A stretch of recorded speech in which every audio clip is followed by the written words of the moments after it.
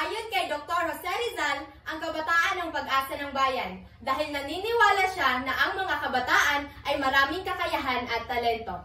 Magandang umaga sa ating lahat. Ako ngayon ay narito sa inyong harapan upang imungkahi ang aking opinyon ukol sa produktibong pag-aalaga ng talento at kasanayan, pananagutang pangkasarian, inklusibo at komprehensibong sexualidad para sa matatag na mag-aaral tungo sa ika-21 siglo. Tayo ay binigyan ng maraming talento. Talento para maimungkahi ang ating tunay na damdamin tulad ng pagguhit, pagsayaw at pagkanta. Mga talentong ginagamit ang lakas tulad ng sports. Ang mga talentong ito ay hindi lamang para sa mga lalaki at babae. Bukas din ito para sa mga taong naiiba ang nararamdaman ukol sa kanilang kasarian. Marami sa kanila ang magaling sa iba't ibang klase ng aspekto ukol sa kanilang talento.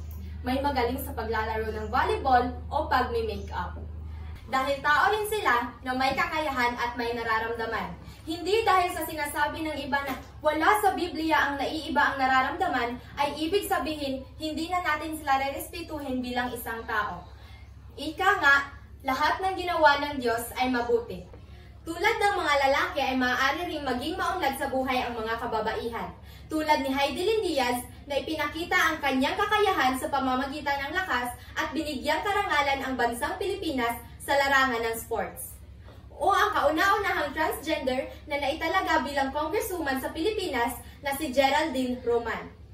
Tulad nila, gawin din nating lakas ang ating talento para umunlad sa buhay. Hindi hadlang ang pagiging mahirap para umunlad. Tandaan natin, hindi sa kasarian ng tao makikita ang halaga at kakayahan na kaya niyang gawin bilang isang mamamayan. Magkaiba man ang ating kasarian, iisa lamang ang ating pinanggalingan. Kaya, respetuhin natin ang mga taong naiiba ang nararamdaman ukol sa kanilang kasarian. Nasa ating mga kamay ang tunay na kapangyarihan tungo sa isang magandang kinabukasan. Kaya bilang isang mag-aaral ng ika-21 siglo, sabay-sabay tayong maging instrumento ng pagbabago at gawing posible ang ating minimithi.